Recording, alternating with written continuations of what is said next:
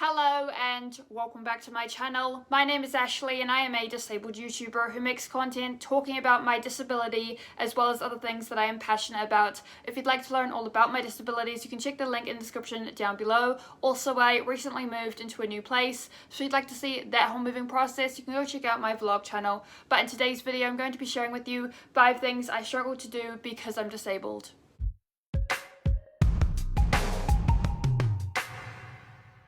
Number 1. Playing and watching sports games. Anything that involved a small ball and a bat or a racket, I struggled with the most. So anything like tennis or baseball, that was really hard for me, especially when you get into things like cricket or even golf. Anything with a very small ball, table tennis, anything like that was very hard for me to do.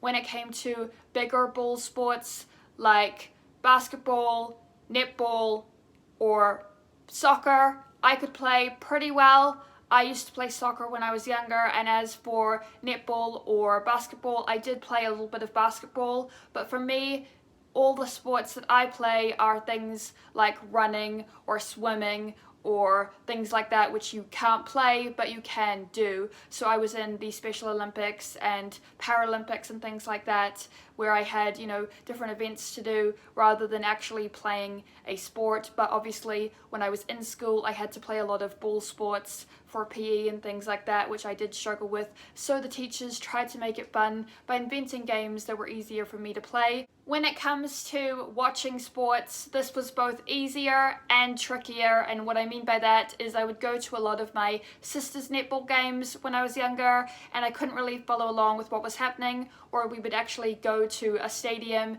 and watch a game, and that was even harder because, I was up so high and I had to look down and see what was happening, and I just really couldn't understand, okay, now what's happening. As for on a television, yes, that is a lot easier. I can sit as close as I want and kind of follow along as best I can, but even that just is kind of boring for me because I don't really know what's happening. I can't really keep track, so it's not something that I'm that interested in. I like to try to play sports, but when it comes to watching them, I'm just not that interested.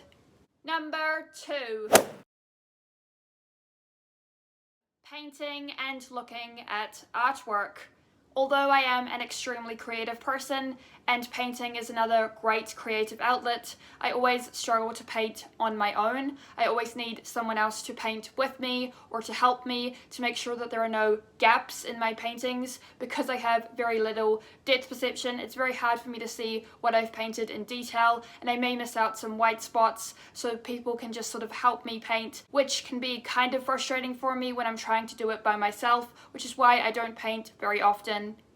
When it comes to going to an art gallery to look at lots of different artwork, I do admire the artists. I think it's amazing that you can do that. However, because I can't see things in that great detail, it's very hard for me to know exactly what I'm looking at, especially if I'm looking at it far away. And a lot of the time I can't get close enough to see what I'm actually looking at. So for me, I do appreciate artists. I think it's amazing. The artwork is beautiful. However, because I can't really see it in detail when I'm looking at it in an art gallery, it's just not that appealing to me. Although it's beautiful, I just don't really have that much interest in it.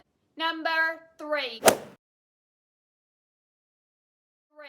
Baking and cooking. For me, baking and cooking are very hard for me to do because I have both a physical and a visual disability. So for me, baking and cooking, not something that I do very often. For all of you who say, hey, there are a lot of blind chefs out there, I know, and I think it's amazing that you are able to cook despite being blind or visually impaired. Because I have both a physical and a visual disability, it makes cooking that much harder for me. If there are any people out there who are both physically and visually disabled but can cook amazing meals, I would love to know. But yes, that's not something that I am able to do that much. So I do what I can and I share with you what I can cook, but it's not something that I do all the time. Number 4. Reading tags, reading signs, and just reading in general. When it comes to being able to read a tag on a clothing item in a clothing store, I struggle with that so much That is why I love Cotton On, because they have big tags with big fonts for their sizes and their prices, so I don't really need that much assistance trying to pick out what I want to buy. However, in most stores, they have very small tags with very small fonts, so it's very hard for me to know what size I'm getting and how much it's going to cost. When it comes to reading signs, the bigger the sign, the easier it is for me to read. If I'm close to it, if I'm far away, it doesn't matter how big it is. And as for reading in general, I would love to be able to go into a bookstore or to a library, pick up a book and just start reading it. However, I do not have the luxury of doing that. But thanks to audiobooks, I am able to listen to a lot of books and that helps me out. But again, I would love to be able to pick up a book and just read it. In saying that though, when I was younger, back when there weren't that many audiobooks around, I did have some success finding large print books that were just in bookstores. They were either children's books or tween books, and they had around 22 font, sometimes 24 font, sometimes just 20 font, but I could read it and I thought that was so cool that they had such big font, yet they were just standard books. And that was something that I really tried to kind of get invested in and try my best to just, find as many of those books as I could just so that I could read myself.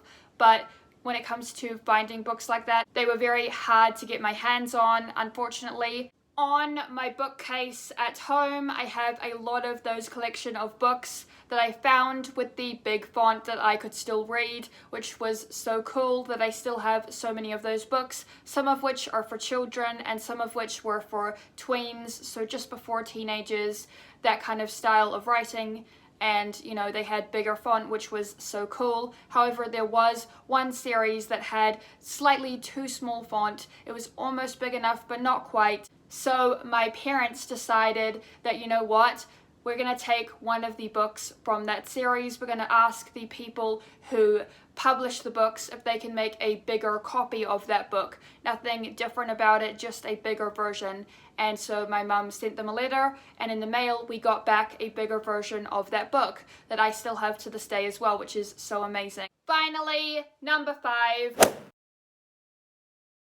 I think that this is something that anyone with a vision disability can relate to heavily, and that is not being able to drive. Yes, I know, technically that's something that frustrates me, not something that I struggle with, but it's still something that I wish I could do and struggle with the fact that I can't do, so it still counts. But yes, being able to drive is something that I think anyone wants to be able to do, and it's just the freedom of it, really. So anyone with a vision impairment kind of gets a bit frustrated at the fact that, we can't drive. But you know what? It's okay. Because one day there will be driverless cars and everything will be good. But until then, I still just wanted to learn how to drive for fun, because I still have a bit of vision. So when there are no cars around, technically I can still drive. And my dad, being the amazing person that he was, taught me how to drive because he knew how important it was to me to just be able to do that on my own. So I know how to drive in case I ever need to, whether that's a driverless car that still you kind of need to be able to turn the handle, or whether that's, playing a video game where you're driving a car, or whether that's, someone getting into a terrible accident and needing me to pull over to the side of the road. I can do that. And for me, being able to drive in empty parking lots, in my driveway or around my street, or just, in the paddock, anywhere where there's not a lot of cars, for me, just being able to drive a car or to drive the ride-on lawnmower or being able to drive a golf cart is so important to me. Thank you so much for watching. That was 5 things I struggle to do because I am disabled. If you'd like to see more of these kinds of videos, check the link in the description down below. Also, don't forget to give this video a huge thumbs up if you like it. Share this video with your friends if you'd like to, and also don't forget to subscribe and ring the bell to be notified every time I upload new videos, and I will see you in my next video.